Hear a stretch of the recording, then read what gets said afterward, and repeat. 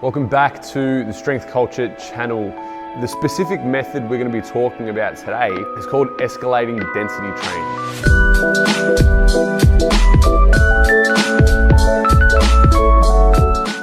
We're going to talk about specific work capacity. This is probably what you think more of when you're training specific muscles and movements that will improve your performance in strength training. So if we use the example of the powerlifter, this would be using variants of squat, bench, deadlift within, say, a circuit. This might be where your higher rep sets do come into play. This might be where AMRAP sets come into play, things of that nature. But the specific method we're going to be talking about today is called escalating density training. When we do escalating density training, we select exercises that are specific to the tissues or will target the tissues used in your main lift. So if we think of the bench press, we're targeting muscles that would improve that. So chest, shoulders, triceps. If we're thinking about our squat, we'd be targeting our quads, glutes, hamstrings. If we're thinking about our deadlift, glutes, hamstrings, posterior chain as a whole. Okay, so if you think of the low bar squat, it doesn't make sense to do high rep 8, 10, 12 sets, even include a low bar squat within a circuit. I wouldn't say so. Including things like a goblet squat, potentially even walking lunges, things that are going to tax those muscles, but without imposing huge amounts of stress on the system. They're probably going to be the go-to. Would I put in barbell bench press with a full powerlifting arch? Probably not. I might go for a dumbbell press or a hook lying variation where I'm not completely retracted and driving stress into that extension pattern. So how exactly do we do an escalating density training session? What we would do is we'd pick generally 2 exercises, a lower and an upper. We'd pick a weight on each of the exercises that we could do for roughly 10 to 12 reps. From here, we would do a set of RDLs for 6 reps, rest as needed, flat dumbbell press for 6 reps, rest as needed, and you will alternate as many times as you can in the 15 minutes. If you last for the entire 15 minutes without missing a rep, then the next week we go up in weight. It seems pretty simple, and that's because it is. I like this because it's a really good way of making you compete with yourself.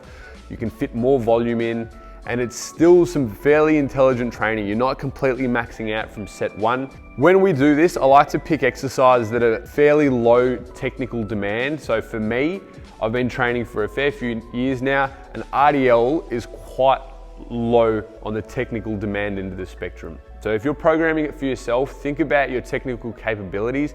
Does it make sense for you to do an RDL? If not, you might do another hamstring and glute exercise that won't break down in technique towards the back end of the 15 minutes. I've got a second example of a superset here. So today I just went posterior chain and then a pushing exercise. And then from here I went a quad dominant exercise and then a pulling exercise. Exercise selection, it could be literally whatever you want. Like I said at the start of the video, we're trying to target muscles that are going to be prominent within the pursuit of powerlifting. So a full session could literally be 15 minutes, and then you might jump on the assault bike at the end of the session for 20 minutes of that low steady state cardio. So we're targeting specific work capacity and a little bit of general, some of that systemic work capacity at the end there.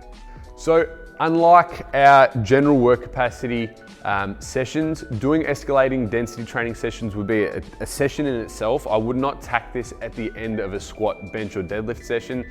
This would probably make up a full session during your off season, somewhere where you're trying to prioritize things that aren't the big lifts.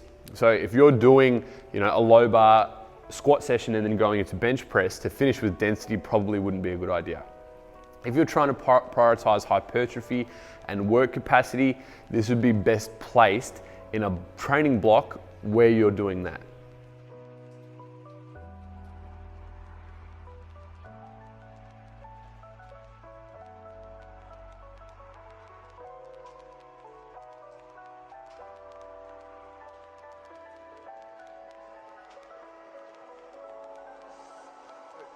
If doing some training like this interests you, I'm going to be putting out a 12-week program on the 2nd of September, so that falls on a Wednesday. I'm calling it Vither If you buy the ebook, you'll understand why. So I'm really excited to be putting this out. I feel like it encapsulates a lot of my training beliefs and a lot of the focus that I put on work capacity and just the ability to handle stress. It's 12 weeks. 2 days are going to be more output focused, so strength biased, and the other 2 days are going to be density training days. And that theme runs through the entire 12 weeks. I'm really excited about releasing this.